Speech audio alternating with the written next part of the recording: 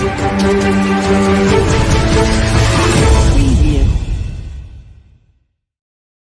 and welcome. My name is Zaffar Iqbal and you are watching the Mojo Story. Prime Minister Narendra Modi had just spoken at the G20 Summit. He welcomed all the guests one by one and then he made a short speech. The emphasis of his speech really on inclusion. India believes in inclusion, sabka saath, sabka vikas. That's the point that the Prime Minister emphasized upon. To discuss this and more, we are joined by a guest, Major General Ashok Kumar. He's just joining us. Welcome to the show, sir. Since yesterday, all the guests have been arriving to India, and today the summit has, in fact, begun. All of them being welcomed by the Prime Minister, going inside that hall one by one, and then the Prime Minister making that speech and requesting the media to leave the hall so that the deliberations can start. There are many things, many important things on the table. It's essentially an economic summit. The emphasis is on economics, but there are other issues as well, like climate change, like renewable fuel, and all other things. What's the sense that you get, Prime Minister really emphasizing on sabka saath, sabka vikas, and the concept of inclusion? Jai Hind, Jafar, thank you for giving me this opportunity. If you really see, today when the G20 summit has started, world in general is looking at this summit, but in particular towards India, the way India has orchestrated all the events in run-up to G20 and G20 per se. And not only in G20, in fact, all the meetings, whether it is BRICS or the presidency of Shanghai Cooperation Organization, all other international forums, our Prime Minister has been insisting on the inclusion of everybody, and more focus on the dialogue for resolution of conflicts, and also emerging as a voice of the global South. And it is because of that reason, if you see in G20 summit also, one of the effort is inclusion of African Union in this summit as the 21st member. So I Right, think and this is very. that is what has happened. That the African Union has been admitted as a new member, and India has been very vocal proponent of that proposition that African Union must be added as a member, and the G20 organization must be expanded to include that bloc as well. Absolutely, dot on. Actually, if you see the composition of G20, as of now, there are 19 countries, and the 20th entry is that of European Union. And with these 20 entities alone, they represent more than 85% of world's GDP. They represent more than 75% of world's trade. They represent more than 70% of the world population. And despite this kind of summit, except the South Africa, majority of the African nations were not present. And therefore, inclusion of African Union as part of G20 is going to be a game changer. It will be more representative of the world. And the concerns of those who are not that well off will also get addressed, which is the focus of India as part of Vasudhaiva Kutumbakam. And India is essentially becoming a bridge between the developed world and the developing countries, and that is the role that India is playing, and that has been manifested in this summit, the way that it's been organized. And the first thing that the African Union has been admitted as a member is a big development in itself.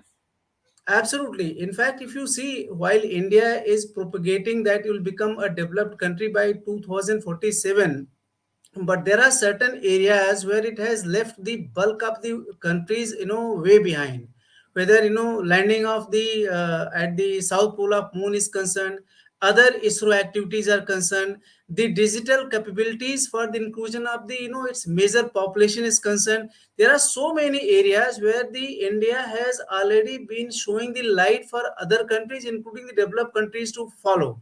So, as it is itself, gravitating towards its current status to becoming fully developed in all other fields, I think it already has certain parameters for the world to take note of, and especially the countries which have not progressed that much, so that they can benefiting.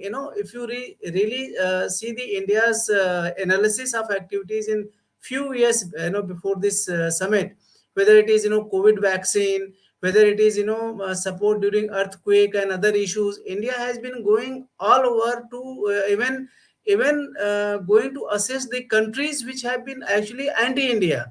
So India is really demonstrating as to how the one earth, one future can be something which we all must work together and resolve our conflicts by the diplomatic engagements and mutual discussions. Yes, and there are countries like China, which have an entirely different point of view about many things. But when it comes to climate change, perhaps India and China have more commonality to take it up with the West, with the developing world. Absolutely. In fact, if you see the progress in the climatic change and its management, despite multiple conferences and the concern at the highest level, when the Earth has become hotter and there is lot of weather disturbances, and that is to all over the world. At this point of time, the Western and developed nations are not doing as much as they should contribute. They are expecting restrictions to impose on the developing and poor nations, not realizing that there are certain industrial activities which are key to sustenance of their population and development. So a win-win situation has to be obtained, wherein the developed nations have to be taking a larger responsibility, larger role. And on this issue, there is a synergy in thought of China and India. And therefore, despite so many differences and Xi Jinping not coming, I think Yeah. adequate convergences on this issue will be evident. Yes, and that is possibly what will happen. But you raised the point of President Xi not coming to this summit. It's sort of it's helped in a way, because it would be very awkward when there are differences on so many issues. To sit on the table and to figure them out.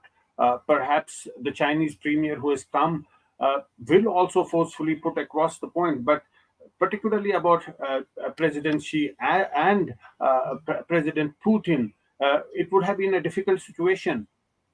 I agree, but Jafar, if you really see the grouping of G20, including European Union, and the recent convergence of interest between USA and India, now the entire bloc has got two major components. One, which is USA or Western Pro, including India, and second is Russia, China, and some of the very minor number of countries. So there is a clear divide which is emerging, and it would have become an issue to raise Ukraine in a big way by the Western Bloc. And naturally, Putin would not like to, be part of that deliberation where the, Ukraine is talked about in greater length time and again. So therefore, he chose to stay out. While Xi Jinping didn't have that kind of reason, but there are many reasons as to why probably he has not come. One of them being no limit friendship between Putin and Xi Jinping. The maps which are released by China recently, which are again the Indian interest and against the interest of so many countries, where their areas have been showed in the Chinese map. The incursions and transgressions which China has made against Indian LAC in Eastern Ladakh from April 20 onwards, for more than 3 years now, which is still unresolved, despite all the political, diplomatic, and military talks. So there is a clear divide. I think Xi Jinping not being here, Putin not being here, it further ups the importance of India, and India will be able to fulfill its vision much more and will find a higher acceptance in the world stage, especially after its master stroke of working regularly and finally having succeeded on the inclusion of the African Union. Right. And you spoke about the war in a recent interview to PTI, the news agency. Prime Minister Modi had said that dialogue and diplomacy is the way to resolve the issues when he was asked about war. And today he said that we can defeat COVID. We can also triumph over the trust deficit caused by the war.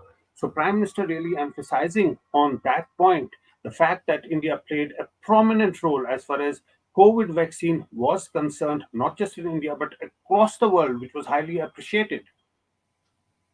Absolutely. And in fact, since the time Russia Ukraine war commenced, our Prime Minister or the position of the country has been that the conflict should be resolved by the mutual dialogue and diplomatic engagements and political engagements. Sad part is that the war as against taking place between Russia and Ukraine, it is being conducted between Russia and USA led bloc through where Ukraine is just a party to the whole conflict. And finally, none of the dialogue process have succeeded so far, despite India also making some effort, something by being made by Erdogan and something by South African Union. And number of people have attempted, including China's Xi Jinping has given 10-point program, but none of these things have worked. But I think now the adequate time has lapsed, and India in this time has gained more popularity and more weightage on the world stage. And now India's insistence on the diplomatic and engagement and resolving the issue with the talks will cut more ice as compared to it was 1 year, 2 year, 3 years back. Well, we'll keep a close watch on this story. We've been tracking it since yesterday. We'll track it through the day. But for now, we'll have to leave it here. Major General Ashok Kumar, thanks so much for watching. And please do keep watching Mojo Story for all the updates. Thank you, Jaffa. Thank you very much. So kind of you. It's great to see you here. Thank you for watching our work. If you haven't subscribed yet, don't forget to click the bell icon and subscribe to Mojo Story and support independent, robust journalism.